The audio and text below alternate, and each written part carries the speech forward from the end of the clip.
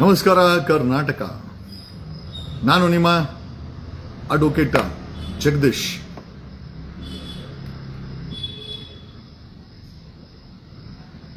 ಕಳೆದ 15 ದಿವಸಗಳಲ್ಲಿ ಈ ಧರ್ಮಸ್ಥಳದ ಹತ್ಯಾಕಾಂಡ ಅಂತ ಯಾಕೆ ನಾನು ಬಳಕೆ ಮಾಡ್ತೀನಿ ಅಂತಂದ್ರೆ, ಧರ್ಮಸ್ಥಳದಲ್ಲಿ ಆಗಿರೋದು ಒಂದೆರಡು ಕೊಲೆಗಳಲ್ಲ, ಒಂದೆರಡು ಅತ್ಯಾಚಾರಗಳಲ್ಲ, ಸಾವಿರಾರು ಕಿಡ್ನಾಪ್, ಸಾವಿರಾರು ಅತ್ಯಾಚಾರ, ಸಾವಿರಾರು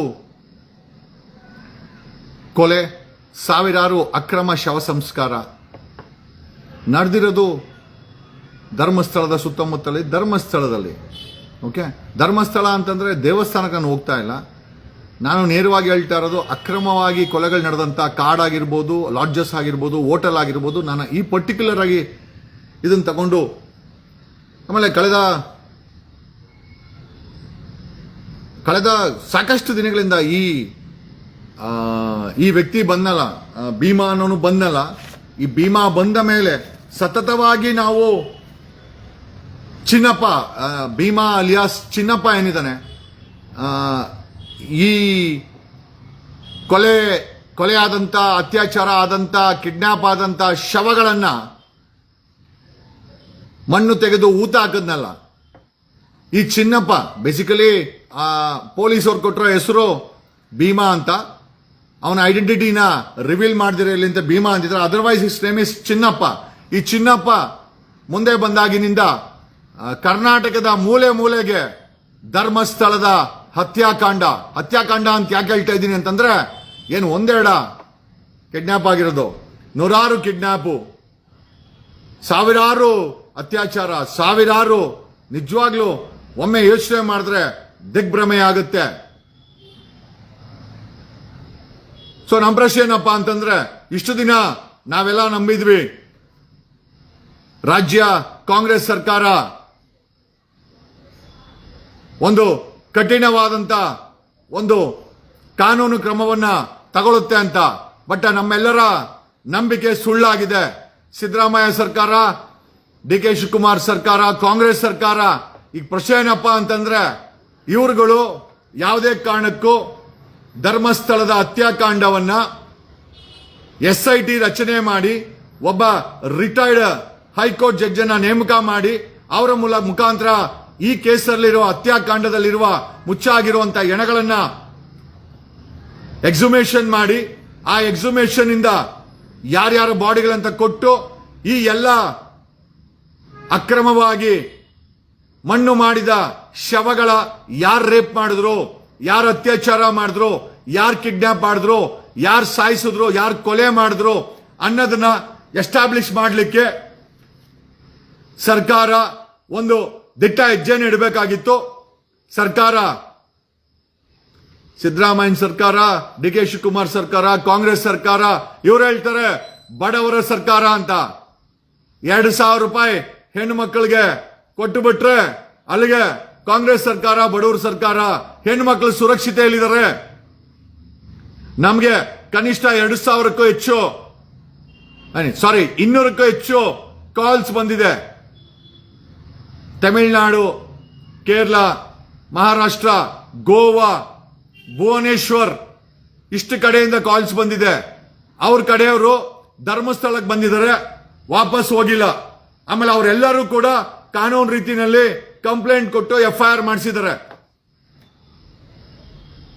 ನಮ್ಮ ಬಳಿನೇ 200ಕ್ಕೂ ಹೆಚ್ಚು ಆಕಸ್ಮಿಕವಾಗಿ ಮಿಸ್ ಆಗಿರುವಂತ ಪೋಷಕರು, ಗಂಡ, ಅಪ್ಪ ಅಮ್ಮ, ತಮ್ಮ, ಸಹೋದರರು, ಸಹೋದರಿಯರು ನಮ್ಮ ಬಳಿನೇ ದೇ ಹ್ಯಾವ್ ಟೋಲ್ಡ್, ಸರ್ ನಾವು ಮಾಹಿತಿ ಕೊಡ್ತೀವಿ, ನಾನು ಅವರನ್ನ ಸರ್ಕಾರ SIT ಸೆಟಪ್ ಮಾಡಲಿ ಅಥವಾ ಸುಪ್ರೀಂ ಕೋರ್ಟ್ಗೆ ನಮ್ಮ ಟೀಮ್ ಪ್ಲಾನ್ ಮಾಡ್ತಾ ಇದೆ, we are going to approach the supreme court, appealing supreme court ಅಲ್ಲಿ ಅಪೀಲ್ ಮಾಡಿಕೊಂಡು SIT ನ ರಚನೆ ಮಾಡಲಿಕ್ಕೆ ರಿಟ್ ಪಿಟಿಷನ್ ಫೈಲ್ ಮಾಡಿ, ಪ್ಯಾರಲಲಿ ಧರ್ಮಸ್ಥಳದಲ್ಲಿ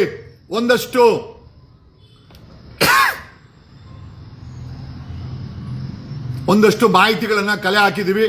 ಅಲ್ಲಿ ಕೆಲಸ ಮಾಡುವಂತ ಕೆಲಸಗಾರರಿಂದ ಸಾರಿ ಅಲ್ಲಿ ಕೆಲಸ ಮಾಡೋ ಕೆಲಸಗಾರರಿಂದ ಒಂದಷ್ಟು ತನಿಖೆ ಮಾಡಿ ಯಾರು ಕೊಲೆ ಮಾಡಿದ್ರು, ಯಾರು ಇದನ್ನೆಲ್ಲ ಮಾಡ್ತಾ ಇದ್ರು, ಎಲ್ಲಿ ಕೂಡಾಕ್ತಾ ಇದ್ರು, ಎಲ್ಲಿ ಅತ್ಯಾಚಾರ ಮಾಡಿದ್ರು.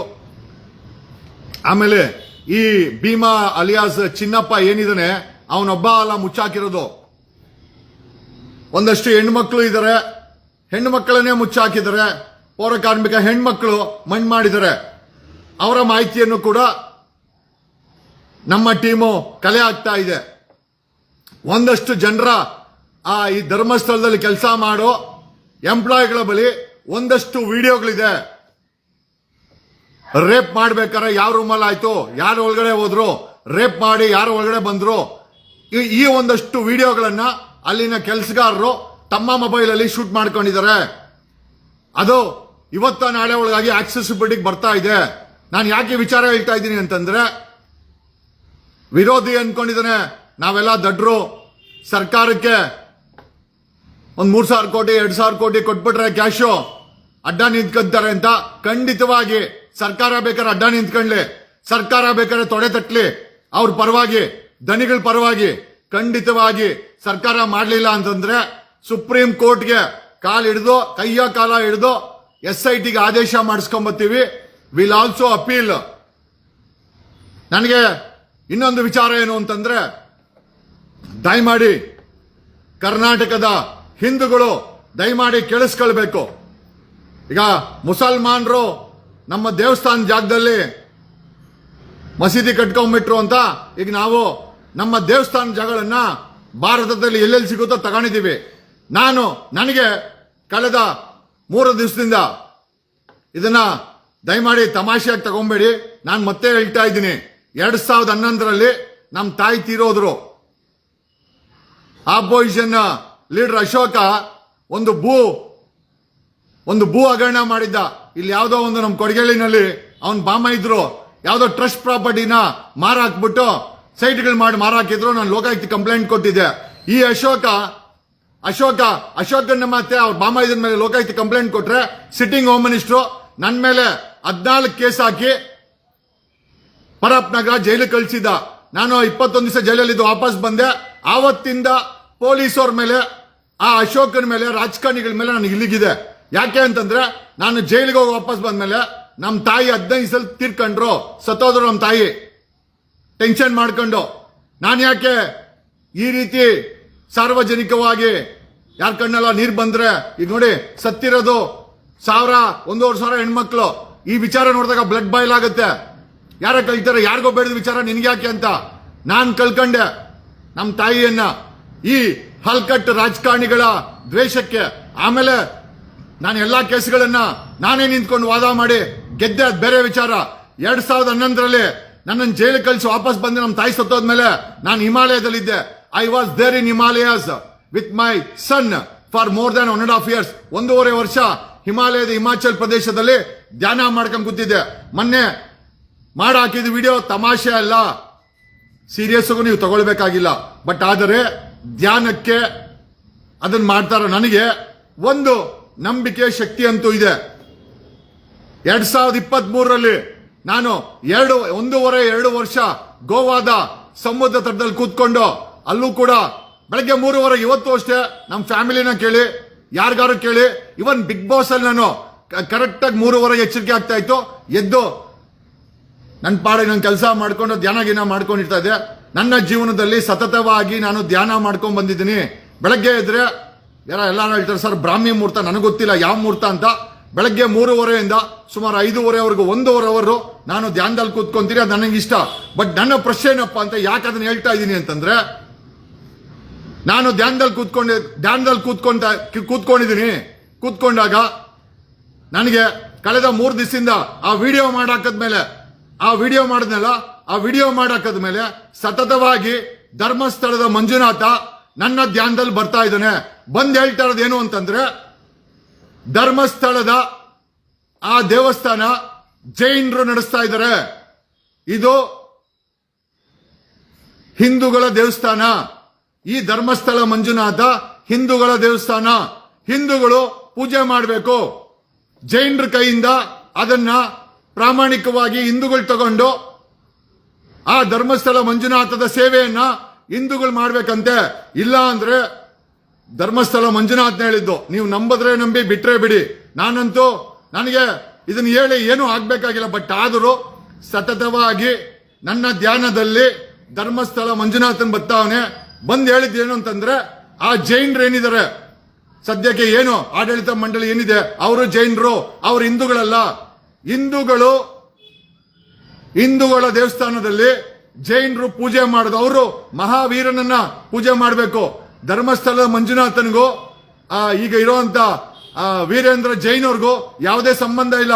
ಧರ್ಮಸ್ಥಳ ಮಂಜುನಾಥ ನನ್ನ ಕನಸಿನಲ್ಲಿ ಬಂದು, ಧ್ಯಾನದಲ್ಲಿ ಬೆಳಗ್ಗೆ ಹೊತ್ತು ಧ್ಯಾನ ಮಾಡ್ತೀನಿ, ಆ ಧ್ಯಾನದಲ್ಲಿ ಬಂದು ಆ ಹಿಂದೂಗಳ ದೇವಸ್ಥಾನವನ್ನ ಜೈನರ ಪೂಜಾ ವಿಧಾನದಿಂದ ಹಿಂದೂಗಳೇ ಪೂಜೆ ಮಾಡಬೇಕು, ಹಿಂದೂಗಳೇ ಒಡೆತನವನ್ನು ಬಿಡಬೇಕು, ಹಿಂದೂಗಳೇ ಅಲ್ಲಿ ಆಡಳಿತ ನಡೆಸಬೇಕು ಅಂತ ನನ್ನ ಧ್ಯಾನದಲ್ಲಿ ಸತತವಾಗಿ ಧರ್ಮಸ್ಥಳ ಮಂಜುನಾಥ ಬಂದು ಧ್ಯಾನದಲ್ಲಿ ಹೇಳ್ತಾ ಇದ್ದಾನೆ. ನಾನು ಹೇಳಿದೆ ಇದೇನಿದು, what is this, what is happening ಅಂತ. ಬಟ್ ಆದರೆ ನಾನು ಹೇಳ್ತಾ ಇರೋದು ಸತ್ಯ. ನೀವು ನಂಬಿದ್ರೆ ನಂಬಿ, ಬಿಟ್ರೆ ಬಿಡಿ. ಸೊ ಧರ್ಮಸ್ಥಳ ಮಂಜುನಾಥ ಹೇಳ್ತಾ ಇದ್ದಾನೆ, ಹಿಂದೂಗಳು ಆ ಧರ್ಮಸ್ಥಳದ ಮಂಜುನಾಥನ ಆಡಳಿತ ತಗೊಂಡು ಸೇವೆ ಮಾಡಿಲ್ಲ ಅಂತಂದ್ರೆ ಹಿಂದೂಗಳಿಗೆ ಕೆಟ್ಟದ್ದಾಗತ್ತಂತೆ ಅಂತ ಹೇಳ್ತು ಮಂಜುನಾಥ. ನಾನು ಕೇಳಿಸ್ಕೊಂಡಿದ್ದು ಧ್ಯಾನದಲ್ಲಿ, ನಿಮ್ಮ ಹತ್ರ ಹೇಳ್ತಾ ಇದ್ದೀನಿ. ನೀವು ನಂಬಿದ್ರೆ ನಂಬಿ, ಬಿಟ್ರೆ ಬಿಡಿ. ಧರ್ಮಸ್ಥಳ, ಯಾಕಂದ್ರೆ ನಮ್ಮ ಹೋರಾಟ ಅಲ್ಲಿ ನಡೆದಂತ ಅತ್ಯಾಚಾರದ ವಿರುದ್ಧ ಹೊರತು, ಅಲ್ಲಿ ನಡೆದಂತ ಕೊಲೆಗಳ ವಿರುದ್ಧ ಹೊರತು, ಅಲ್ಲಿ ಅದನ್ನು ಮಾಡಿದ ವ್ಯಕ್ತಿಗಳ ವಿರುದ್ಧ ಹೊರತು ಮಂಜುನಾಥನ ಬಗ್ಗೆ ಅಲ್ಲ. ಮಂಜುನಾಥ ಇವತ್ತು ಒಂದು ಶಕ್ತಿ, ನಾವೆಲ್ಲ ನಂಬಿದ್ದೀವಿ, ಅದು ಯಾವಾಗಲೂ ಹಂಗೆ ಇರಬೇಕು. ಆದರೆ ಆ ಮಂಜುನಾಥನ ದೇವಸ್ಥಾನವನ್ನು ಹಿಂದೂಗಳು ಆಡಳಿತವನ್ನು ತಗೊಳ್ಬೇಕು ಅಂತ ಸ್ವತಃ ಮಂಜುನಾಥನೇ ಬಂದು ನನ್ನ ಧ್ಯಾನದಲ್ಲಿ ಹೇಳಿದಾನೆ. ಇಲ್ಲ, ಕರ್ನಾಟಕದ ಹಿಂದೂಗಳಿಗೆ ಏನೋ ಕೇಡ್ ಕಾದಿದ್ಯಂತೆ ಅಂತ ಹೇಳಿದ್ರು. ನಾನು ನಿಮ್ ಬಳಿ ಹೇಳ್ತಾ ಇದ್ದೀನಿ, ನಂಬಿದ್ರೆ ನಂಬಿ, ಬಿಟ್ರೆ ಬಿಡಿ. ಮುಂದೆ ಹಿಂದೂಗಳಿಗೆ ಧರ್ಮಸ್ಥಳ ಮಂಜುನಾಥ್ ಹೇಳಿದಾನೆ, ಹಿಂದೂಗಳೇ ಪೂಜೆ ಮಾಡ್ಬೇಕಂತೆ, ಹಿಂದೂಗಳೇ ಆಡಳಿತ ಮಾಡ್ಬೇಕಂತೆ. ತಪ್ಪೇನಿದೆ? ಹಿಂದೂಗಳ ಸ್ವಾಭಿಮಾನದ ಸಂಕೇತ ಮಂಜುನಾಥ್ನೇ ಬಂದೇಳವನೆ, ಆಡಳಿತ ತಗೊಳ್ಳಿ, ನನಗೆ ಪವಿತ್ರವಾದ ಆತ್ಮಗಳು ಮಂಜುನಾಥನ ಸೇವೆ ಮಾಡಬೇಕು. ನನ್ನ ಸೇವೆನ ನೂರಾರು ವರ್ಷಗಳಿಂದ ನಡ್ಕೊಂಡ್ ಬಂದಿದೆ. ಈಗ ಸ್ವಚ್ಛವಾದ ಹಿಂದೂಗಳು, ಪವಿತ್ರವಾದ ಹಿಂದೂಗಳು ಈ ಆಡಳಿತವನ್ನು ತಗೊಂಡು ಸಂಪ್ರದಾಯವನ್ನ ಮುಂದುವರಿಸಬೇಕು. ಜೈನರು ಮಹಾವೀರನ ಪೂಜೆ ಮಾಡುವಂತ ಜೈನ ಕುಟುಂಬ ಧರ್ಮಸ್ಥಳದವನ್ನ ಆಡಳಿತ ಮಾಡೋದು ಬೇಡ, ಮಂಜುನಾಥ್ನೇ ಹೇಳಿದಪ್ಪ. ನಂಬಿದ್ರೆ ನಂಬಿ, ಬಿಟ್ರೆ ಬಿಡಿ. ನಾನು ಇದನ್ನ ಹೇಳ್ತಾ ಇರ್ಲಿಲ್ಲ, ಏನೋ ಒಂದ್ ದಿವಸ ಬಂದೋಗಿದ್ರು ಹೇಳ್ತಾ ಇರ್ಲಿಲ್ಲ. ನನಗೆ ಸತತವಾಗಿ 3ನೇ ದಿವಸ ಎಸ್ಪೆಷಲಿ ಆ ವಿಡಿಯೋ ಮಾಡಿದ್ನಲ್ಲ, ಆ ವಿಡಿಯೋ ಮಾಡಿದ ಮೇಲೆ ನನಗೆ ಬೆಳಗ್ಗೆ ಹೊತ್ತು ಮಂಜುನಾಥನ್ ಬಂದು ಧರ್ಮಸ್ಥಳದ ಮಂಜುನಾಥ ಹೇಳ್ತಾ ಇದ್ದಾನೆ, ಆ ಕುಟುಂಬ ಜೈನ್ ಕುಟುಂಬ ನನ್ನ ಪೂಜೆ ಮಾಡೋದು ಬೇಡ. ಹಿಂದೂಗಳು ಕೋಟ್ಯಾಂತರ ಸಂಖ್ಯೆಯಲ್ಲಿ ಕರ್ನಾಟಕದಲ್ಲಿದ್ದೀರಾ, ಈ ಪ್ರಾಂತ್ಯದಲ್ಲಿದ್ದೀರಾ, ಹಿಂದೂಗಳು ಆಡಳಿತ ಮಾಡಬೇಕು, ಹಿಂದೂಗಳು ಧರ್ಮಸ್ಥಳದ ಪೂಜೆಯನ್ನು ನಡೆಸಬೇಕು, ಹಿಂದೂಗಳು ಪುಣ್ಯವನ್ನು ಕಟ್ಕೊಬೇಕು, ಹಿಂದೂಗಳು ಇಲ್ಲಿ ಯಾವುದೇ ರೀತಿಯ ಅತ್ಯಾಚಾರ ಆಗಿದಂಗೆ ನೋಡ್ಕೊಬೇಕು, ಹಿಂದೂಗಳು ಧರ್ಮಸ್ಥಳದಲ್ಲಿ ಯಾವುದೇ ಕೊಲೆ ಆಗಬಾರ್ದು ನೋಡ್ಕೊಳ್ಬೇಕು. ಇದು ಸ್ವಾಮಿ ಮಂಜುನಾಥ ನನ್ನ ಧ್ಯಾನದಲ್ಲಿ ಹೇಳಿದ್ದು. ನಂಬಿದ್ರೆ ನಂಬಿ, ಬಿಟ್ರೆ ಬಿಡಿ, ನನಗೇನಾಗಬೇಕಾಗಿಲ್ಲ. ಒಂದಂತೂ ನಿಜ, ಆ ಧರ್ಮಸ್ಥಳದ ಮಂಜುನಾಥನ ಆಡಳಿತವನ್ನ, ಪೂಜೆಯನ್ನ ಹಿಂದೂಗಳು ವಹಿಸ್ಕೊಬೇಕು ಅಂತ ಸ್ವತಃ ಧರ್ಮಸ್ಥಳ ಮಂಜುನಾಥನೇ ಆದೇಶ ಮಾಡಿದ್ದಾನೆ. ನನ್ನ ಧ್ಯಾನದಲ್ಲಿ ನಂಬಿದ್ರೆ ನಂಬಿ, ಬಿಟ್ರೆ ಬಿಡಿ. ಆಮೇಲೆ ಮಂಜುನಾಥನ್ ಹೇಳ್ತಾ ಇರೋದಲ್ಲೂ ಒಂದು ಅರ್ಥ ಇದೆ. ಕಾರಣ ಯಾಕೆ ಅಂತಂದ್ರೆ, ಆ ಧರ್ಮಸ್ಥಳದ ದೇವಸ್ಥಾನವನ್ನ ಪೂಜೆ ಮಾಡಿ ನಡೆಸ್ತಾ ಇರೋರು ಜೈನರು. ನಮ್ಮ ಹಿಂದೂಗಳ ದೇವಸ್ಥಾನ, ಅವರ ಕುಲದೇವತೆ, ಕುಲದೇವರು ಮಹಾವೀರನ್ನ ಅಲ್ಲಿನ ಕುಟುಂಬ ಪೂಜೆ ಮಾಡ್ಕೊಳ್ಳಿ. ಅವರು ಇಷ್ಟು ದಿನ ಆ ಮಂಜುನಾಥನ ಪೂಜೆ ಮಾಡಿ ದೇವರೆಲ್ಲ ಚೆನ್ನಾಗಿ ಕೊಟ್ಟವನೆ. ಈಗ ಆ ಧರ್ಮಸ್ಥಳದ ಆಡಳಿತವನ್ನ ಹಿಂದೂಗಳ ಕೈಗೆ ಹ್ಯಾಂಡ್ ಓವರ್ ಮಾಡ್ಲಿ, ಹಿಂದೂಗಳು ಅಲ್ಲಿ ಪೂಜೆ ಮಾಡಬೇಕು ಅಂತ ಸ್ವತಃ ಧರ್ಮಸ್ಥಳ ಮಂಜುನಾಥನ್ ಹೇಳದ್ನಪ್ಪ. ನಂಬಿದ್ರೆ ನಂಬಿ, ಬಿಟ್ರೆ ಬಿಡಿ, ನನಗೇನು ಸಮಸ್ಯೆ ಇಲ್ಲ. ಒಂದಂತೂ ನಿಜ, ಸ್ವತಃ ಮಂಜುನಾಥನ್ ಬಂದು ಹೇಳಿದಾನೆ ಅಂತಂದ್ರೆ ನೀವೆಲ್ಲ ಸೀರಿಯಸ್ ತಗೊಳ್ಬೇಕು. ಸೀರಿಯಸ್ ತಗೊಳ್ರಿ, ಬಿಡಿ, ನನಗೇನು ಆಗ್ಬೇಕಾಗಿಲ್ಲ. ಬಟ್ ಒಂದಂತೂ ನಿಜ, ಓಕೆ, ಇದು ಈ ದೇವಸ್ಥಾನ ಹಿಂದೂಗಳದ್ದು, ಇದರ ಪೂಜೆ ಕೂಡ ಹಿಂದೂಗಳೇ ಮಾಡಬೇಕು ನನಗೂ ಅನಿಸಿದೆ. ಅದನ್ನೇ ನನ್ನ ಧ್ಯಾನದಲ್ಲಿ ಕೂತ್ಕೊಂಡಿದ್ದಾಗ ಮಂಜುನಾಥನು ಬಂದು, ಧರ್ಮಸ್ಥಳ ಮಂಜುನಾಥ ಬಂದು ನನ್ನ ಧ್ಯಾನದಲ್ಲಿ ಹೇಳಿದಾನೆ, ನಂಬೋದ್ರೆ ನಂಬೋದು, ಬಿಟ್ರೆ ಬಿಡ್ಬೋದು, ನನಗೇನು ಆಗಬೇಕಾಗಿಲ್ಲ. ಬಟ್ ಅದನ್ನು ಹೇಳ್ದ, ಅವರ ಈ ಕುಟುಂಬದ ಸಮಯ ಮುಗಿದಿದೆ, ಅಂದ್ರೆ ಪೂಜೆ ಮಾಡೋ, ಆಡಳಿತ ಮಾಡೋ ಸಮಯ ಮುಗಿದಿದೆ. ಈಗ ಈ ತಿಥಿಯ ಪ್ರಕಾರ, ಅಂದ್ರೆ ಮಂಜುನಾಥನ ಹೇಳಿದ ತಿಥಿಯ ಪ್ರಕಾರ ವರ್ಗಾವಣೆ ಸಮಯ ಅಂತ ಸ್ವತಃ ಮಂಜುನಾಥನೇ ಹೇಳಿದಾನೆ. ಆಮೇಲೆ ಯಾವುದೇ ಕಾರಣಕ್ಕೂ ಆ ಕ್ಷೇತ್ರದಲ್ಲಿ ಕೊಲೆ, ಅತ್ಯಾಚಾರ, ಕಿಡ್ನಾಪ್, ಯಾವುದೇ ಕ್ರೈಮ್ ಆಗಬಾರ್ದು. ಕ್ರೈಮ್ ಆಯ್ತು ಅಂತಂದ್ರೆ ಇಡೀ ಕ್ಷೇತ್ರಕ್ಕೆ ಕೆಟ್ಟದ್ದಾಗತ್ತೆ, ಇಡೀ ಜನತೆಗೆ ಕೆಟ್ಟದ್ದಾಗತ್ತೆ, ಇಡೀ ಕರ್ನಾಟಕ ಕೆಟ್ಟದ್ದಾಗತ್ತೆ ಅಂತ ಸ್ವತಃ ಮಂಜುನಾಥನ ಧ್ವನಿ ನಾನು ಧ್ಯಾನದಲ್ಲಿ ಕೂತ್ಕೊಂಡಾಗ ಹೇಳ್ತು. ನಂಬಿದ್ರೆ ನಂಬಿ, ಬಿಟ್ರೆ ಬಿಡಿ. ಒಂದಂತೂ ನಿಜ, ಮಂಜುನಾಥನೇ ಹೇಳ್ತಾ ಇದ್ದಾನೆ, ಹಿಂದೂಗಳು ಅಲ್ಲಿ ಆಡಳಿತ ಮಾಡಬೇಕು, ಹಿಂದೂಗಳು ಪೂಜೆ ಮಾಡಬೇಕು, ಹಿಂದೂಗಳು ಆ ಹಿಂದೂ ದೇವಸ್ಥಾನವನ್ನ ಉಸ್ತುವಾರಿ ವಹಿಸ್ಕೊಳ್ಬೇಕು, ಹಿಂದೂಗಳು ಅಲ್ಲಿ ಕ್ರೈಮ್ ಆಗದಿದ್ದಂಗೆ ನೋಡ್ಕೊಬೇಕು, ಹಿಂದೂಗಳು ಅಲ್ಲಿ ಅತ್ಯಾಚಾರ ಆಗದಂಗೆ ನೋಡ್ಕೊಬೇಕು, ಹಿಂದೂಗಳು ಅಲ್ಲಿ ಹೆಣ್ಣು ಮಕ್ಕಳಿಗೆ ತೊಂದರೆ ಆಗದಂಗೆ ನೋಡ್ಕೊ. ಮಂಜುನಾಥನಿಗೆ ಆ ಪಾಪದ, ಅಂದ್ರೆ ಅಲ್ಲಿ ಪಾಪ ತುಂಬೋಗಿದೆ ಅಂತ ಧರ್ಮಸ್ಥಳ ಮಂಜುನಾಥನಿಗೂ ಕೋಪ ಇದೆ. ಹಂಗಾಗಿ ನಾವು ಕೇಳೋದೇನು ಅಂತಂದ್ರೆ, ಸಾರ್ವಜನಿಕರಲ್ಲಿ ಹಿಂದೂ ದೇವಸ್ಥಾನವನ್ನ ಹಿಂದೂಗಳೇ ನಡೆಸೋಣ. ಓಕೆ, ಈ ಒಂದು ಚಿಂತೆ ಬಗ್ಗೆ ದಯಮಾಡಿ ಚಿಂತಿಸಿ. ಓಕೆ, ಜೈನರನ್ನ ಆ ದೇವಸ್ಥಾನವನ್ನ ಬಿಟ್ಕೊಡಕ್ಕೆ ನಾವು ಕೇಳೋಣ. ಈಗಿರುವಂತ ಜೈನ್ ಕುಟುಂಬ ಅವರಿಗೆ ಸಂಬಂಧಪಟ್ಟ ಧರ್ಮಸ್ಥಳದ ಮಂಜುನಾಥನನ್ನ ಹಿಂದೂಗಳಿಗೆ ಬಿಟ್ಕೊಡ್ಲಿ. ಮಂಗಳೂರಲ್ಲಿ ಬೇಜಾನ್ ಹಿಂದೂ ಇದ್ದಾರೆ, ಉಜ್ರೇಲ್ ಇದ್ದಾರೆ, ಎಲ್ಲಾ ಹಿಂದೂಗಳು ಬಂದು ಆ ಮಂಜುನಾಥನ ಸೇವೆಯನ್ನ, ಅಲ್ಲಿ ಕ್ರೈಮ್ ಆಗಬಾರ್ದು, ಹೆಣ್ಮಕ್ಳ ಮೇಲೆ ಅತ್ಯಾಚಾರ ಆಗಬಾರ್ದು. ಮಂಜುನಾಥನಿಗೆ ಈ ವಿಚಾರದ ಬಗ್ಗೆ ಬೇಜಾರಿದೆ. ಇಷ್ಟು ಜನ ಅಮಾಯಕ ಹೆಣ್ಣು ಮಕ್ಕಳ ಅತ್ಯಾಚಾರ ಆಗಿದೆ ಅಂತ ಸ್ವತಃ ಅಲ್ಲಿನ ದೈವಾಂಶಕ್ಕೆ ಬೇಜಾರಿದೆ. ಅದು ಧ್ಯಾನದಲ್ಲಿ ಕೂತ್ಕೊಂಡಾಗ ನನಗೆ ಹೇಳ್ತು. ಆಮೇಲೆ ದಯಮಾಡಿ ನಾನು ಸೂಟು ಬೂಟ್ ಹಾಕಂತೀನಿ, ಇವೆಲ್ಲ ಬೂಟ ಆಟಿಕೆ, ನೋ. ನಾನು ಹೇಳಿದ್ನಲ್ಲ, 2011ರಲ್ಲಿ ನಾನು 1.5 ವರ್ಷ ಹಿಮಾಲಯದಲ್ಲಿ ನನ್ನದೇ ಆದಂತ ಧ್ಯಾನ ಮಾಡ್ಕೊಂಡಿದ್ದೆ. ಆಮೇಲೆ ನನಗೆ ಈ ಪವರ್ ಬಂದಿರೋದೆ, ಐ ಹ್ಯಾವ್ ಪವರ್. ಬೇಕಾದ್ರೆ deputy CM D K Shivakumar ಕೇಳಿ, ನಾನು ಜೈಲಲ್ಲಿ ಹೆಂಗಿದ್ದೆ ಅಂತ pin to pin D K Shivakumar ಗೊತ್ತು.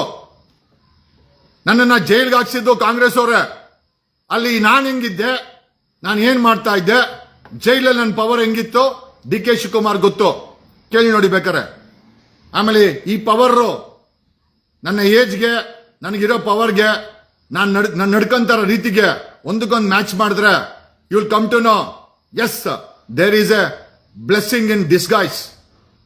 ನಾನು ಏನೇ ಕಾರ್ಯ ತಗೊಂಡ್ಲಿ, ಅದು ಎಷ್ಟು ದೊಡ್ಡ ಕಾರ್ಯ ಆಗ್ಲಿ, ಒಂದು ಸತಿ ಡಿಸೈಡ್ ಮಾಡಿದ್ರೆ ನಾನು ಮಾಡೇ ಮಾಡ್ತೀನಿ. ಡೌಟ್ ಇದ್ರೆ ನನ್ನ ಕಣ್ಣಲ್ಲಿ ನೋಡಿ ಡಿಸೈಡ್ ಮಾಡ್ಕೊಳ್ಳಿ. ಓಕೆ, ನಿಮ್ಮ ಆಶೀರ್ವಾದ, ಜನರ, ನನಗೆ ವಿರೋಧಿಗಳು ಇಂಪಾರ್ಟೆಂಟ್ ಅಲ್ಲ, ನನಗೆ ಮೇಲಿರೋ ಶಕ್ತಿ ಇಂಪಾರ್ಟೆಂಟು. ಕಾಣದ ಕಡಲಿಗೆ ಹಂಬಲಿಸಿದೆ ಮನ, ಕಾಣ್ತಾ ಇಲ್ಲ ಆದ್ರೆ ಹಂಬಲಿಸ್ತಾ ಇದೆ. ಧರ್ಮಸ್ಥಳ ಮಂಜುನಾಥನಿಗೆ ನಾನು ಧ್ಯಾನದಲ್ಲಿ ಕೂತ್ಕೊಂಡು ಬಂದಾಗ ಯಾಕೆ ಹೇಳಕ್ ಬನ್ಸ್ತೋ ನನಗೆ ಗೊತ್ತಿಲ್ಲ. ಅಲ್ಲಿ ನಡೆದಿರೋ ಅತ್ಯಾಚಾರಗಳಿಗೆ ಆ ದೈವಕ್ಕೆ ತುಂಬಾ ಬೇಜಾರಿದೆ. ಅಲ್ಲಿ ನಡೆದಿರುವ ಕಿಡ್ನಾಪ್ಗಳಿಗೆ ಧರ್ಮಸ್ಥಳದ ಮಂಜುನಾಥನಿಗೆ ಬೇಜಾರಿದೆ. ಆ ದಿವ್ಯ ಶಕ್ತಿಗೆ ಅಲ್ಲಿ ಮಾಡಬಾರ್ದ ಪಾಪ ಆಗಿದೆ ಅಂತ ಆ ಧರ್ಮಸ್ಥಳದ ಮಂಜುನಾಥನಿಗೆ ಬೇಜಾರಿದೆ. ನಾನು ಧ್ಯಾನದಲ್ಲಿ ಕೂತ್ಕೊಂಡಾಗ ಧರ್ಮಸ್ಥಳದ ಮಂಜುನಾಥನೇ ಅಂತ ಹೇಳಿ ನನ್ನ ಧ್ಯಾನದಲ್ಲಿ ಈ ಆಕಾಶವಾಣಿ ಮಾತಾಡ್ತು. ನಂಬಿದ್ರೆ ನಂಬಿ, ಬಿಟ್ರೆ ಬಿಡಿ. ಒಂದಂತೂ ನಿಜ, ಶುದ್ಧೀಕರಣ ಮಾಡಿಲ್ಲ ಅಂತಂದ್ರೆ ಪಾಪದ ಆತ್ಮಗಳು ಆ ಧರ್ಮಸ್ಥಳ ಆಗಿರ್ಬೋದು, ಹಿಂದೂಗಳನ್ನಾಗಿರ್ಬೋದು ನಾಶ ಮಾಡ್ತದೆ. ಹಂಗಾಗಿ ಧರ್ಮಸ್ಥಳವನ್ನ ಆ ಪಾಪದಿಂದ ಸ್ವಚ್ಛ ಮಾಡಿ ಶುದ್ಧವಾಗಿ ನಡ್ಕೊಳ್ಳೋ ಅಂತ ಕಾರ್ಯವನ್ನ ಪ್ರತಿಯೊಬ್ಬ ಹಿಂದೂನು ಮಾಡಬೇಕಾಗತ್ತೆ. ಹಿಂದೂ ಅಂತ ಹೇಳೋದಲ್ಲ. ಹಿಂದೂಗಳ ದೇವಸ್ಥಾನದಲ್ಲಿ ನಡೆದಿರುವ, ಹಿಂದೂ ದೇವಸ್ಥಾನದ ಸುತ್ತಮುತ್ತ ನಡೆದಿರುವ ಅತ್ಯಾಚಾರ, ಕಿಡ್ನಾಪ್, ಇದಕ್ಕೆ ಶುದ್ಧೀಕರಣ ಮಾಡಬೇಕು ಅಂತ ಸ್ವಯಂ ಮಂಜುನಾಥನೇ ಹೇಳಿದ್ದಾನೆ. ಓಕೆ, ನಂಬಿದ್ರೆ ನಂಬಿ, ಬಿಟ್ರೆ ಬಿಡಿ.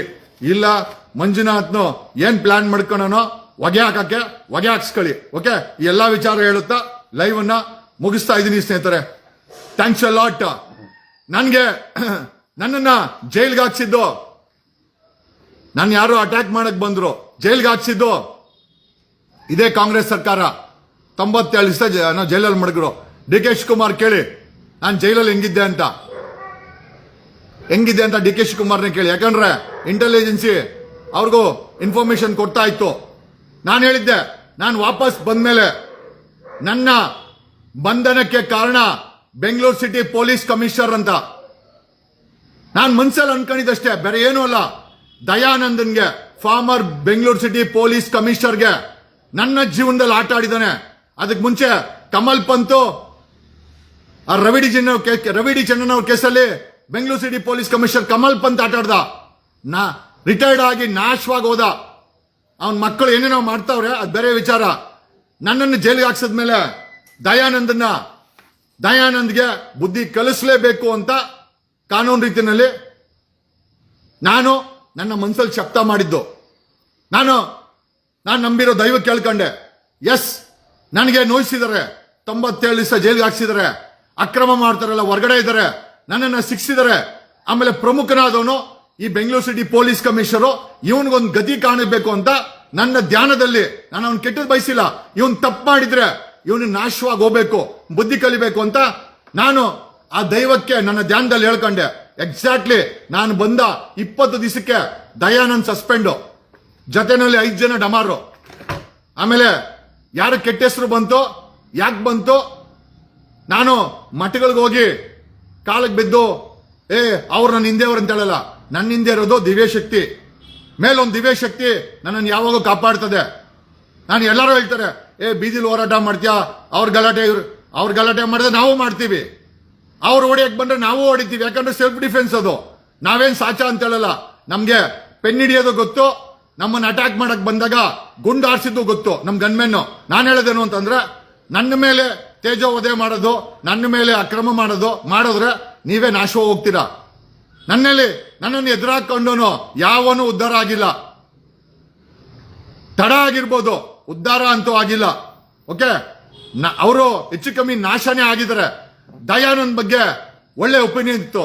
ಯಾವಾಗ ನನ್ನ ವಿಚಾರದಲ್ಲಿ ಹುಚ್ಚಾಟ ಆಡ್ನೋ, ಈಗ ನೋಡು 1000ಕ್ಕೂ ಹೆಚ್ಚು ಹಣ ಬಿದ್ದೋಗವೆ. ಯಾವ ಪೊಲೀಸನಾದ್ರೂ ಸೀರಿಯಸ್ ತಗೊಂಡು ಧರ್ಮಸ್ಥಳದ ವಿಚಾರನ, ಏನು ನಮ್ ಕೇಸು ಅಷ್ಟು ಸೀರಿಯಸ್ ಇತ್ತ? 400 ಜನ ಅಟ್ಯಾಕ್ ಮಾಡಕ್ ಬಂದ್ರು, ಗಾಳಿಯಲ್ಲಿ ಗುಂಡು ಹಾರಿಸಿದ್ರಿ, 97 ದಿವಸ ಗುಡಿಕರು. ದಮ್ಮು ತಾಕತ್ ಬೇಕಲ್ವಾ? ಆ ಧರ್ಮಸ್ಥಳದಲ್ಲಿ 1000ಕ್ಕೂ ಹೆಚ್ಚು ಹೆಣ್ಮಕ್ಳನ್ನ ಕಿಡ್ನಾಪ್, ಅತ್ಯಾಚಾರ, ಕೊಲೆ, ಹಾಕಿದ್ದಾರೆ. ಮೀಟ್ರ್ ಬೇಕಲ್ಲ ಸರ್ಕಾರಕ್ಕೆ? ಇದೆಯಾ ಮೀಟ್ರು? ಇನ್ವೆಸ್ಟಿಗೇಷನ್ ಮಾಡಿಸ್ಬೇಕಲ್ವಾ? ಖಂಡಿತ ಹೇಳ್ತಾ ಇದ್ದೀನಿ, ಧರ್ಮಸ್ಥಳ ಮಂಜುನಾಥ ಹೇಳಿದಾನೆ, ನಂಬಿದ್ರೆ ನಂಬಿ, ಬಿಟ್ರೆ ಬಿಡಿ. ಈ ಆತ್ಮಗಳಿಗೆ, ಈ ಕೊಲೆಗಳಿಗೆ, ಅತ್ಯಾಚಾರಕ್ಕೆ ನ್ಯಾಯ ಸಿಕ್ಕೇ ಸಿಕ್ಕುತ್ತೆ. This is my wordings. ಇದನ್ನ ನಾನು ಹೇಳ್ತಾ ಇಲ್ಲ, ಧರ್ಮಸ್ಥಳದ ಮಂಜುನಾಥ್ನೇ ಹೇಳಿದ್ದು. ನ್ಯಾಯ ಸಿಕ್ಕೇ ಸಿಗುತ್ತೆ. ಅದು ಸೌಜನ್ಯಕ್ಕಾಗಿರ್ಬೋದು, ಆ ಡಾಕ್ಟರ್ ಹೆಣ್ಮಗಳಾಗಿರ್ಬೋದು, ಮತ್ತೆ ಇನ್ಯಾರೇ ಹೆಣ್ಮಗಳಾಗಿರ್ಬೋದು, ಅಥವಾ ನಮಗೆ ಹೆಸರು ಗೊತ್ತಿಲ್ಲದಂತ 1000 ಹೆಣ್ಮಕ್ಳು ಆ ಧರ್ಮಸ್ಥಳದ ಮಣ್ಣಾಗಿ ಹೋಗಿದ್ದಾರೆ. ಅವರ ಆತ್ಮಗಳಿಗೆ ಮಂಜುನಾಥ ನ್ಯಾಯ ಕೊಡ್ತಾನೆ. ಧರ್ಮಸ್ಥಳದ ಮಂಜುನಾಥ ನ್ಯಾಯ ಕೊಡ್ತಾನೆ. ಇದನ್ನೇ ಧ್ಯಾನದಲ್ಲಿ ಹೇಳ್ದ. ಆದರೆ ಮಂಜುನಾಥ್ ಹೇಳಿದ್ದೇನಂತಂದ್ರೆ, ಇಷ್ಟೆಲ್ಲ ಕೊಲೆ ಅತ್ಯಾಚಾರ ಮಾಡಿ ಆ ಒಂದು ಪರಿಸರವನ್ನ ಅಶುದ್ಧ ಮಾಡಿದ್ದಾರೆ. ಹಾಗಾಗಿ ಹಿಂದೂಗಳು ಇನ್ನು ಮೇಲೆ ಈ ಒಂದು ಆಡಳಿತವನ್ನು ತಗೋಬೇಕು. ಜೊತೆಯಲ್ಲಿ ಇಲ್ಲಿ ಆಗಿರುವಂತ ಆ ಪಾಪದ ಕಾರ್ಯಕ್ಕೆ ಶುದ್ಧೀಕರಣ ಮಾಡಬೇಕು.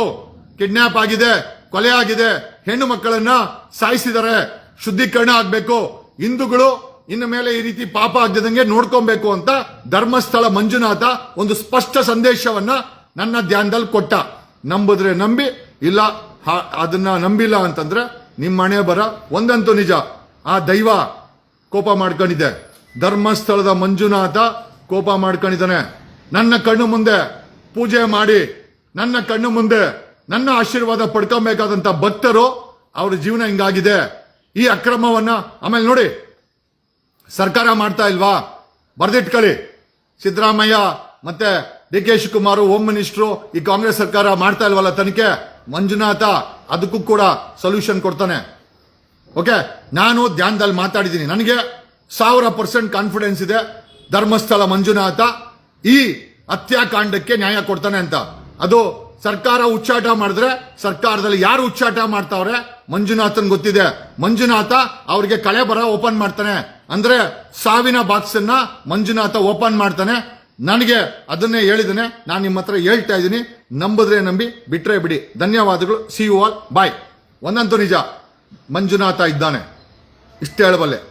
ಧರ್ಮಸ್ಥಳದ ಮಂಜುನಾಥ ಆದರೆ ಸಂಕಟದಲ್ಲಿದ್ದಾನೆ. ಧರ್ಮಸ್ಥಳದ ಮಂಜುನಾಥ ಸಂಕಟದಲ್ಲಿದ್ದಾನೆ. ಅವನ ಕ್ಷೇತ್ರದಲ್ಲಿ ಮಾಡ್ಬಿಟ್ರು, ಕೊಲ್ಲಬಾರದಂತ ಆತ್ಮಗಳನ್ನ ಕೊಂದಿದ್ದಾರೆ, ಅತ್ಯಾಚಾರಗಳು ನಡೆದೋಗಿದೆ. ಆ ದೈವಕ್ಕೆ ಈ ವಿಚಾರದಲ್ಲಿ ಸಂಕಟ ಇದೆ.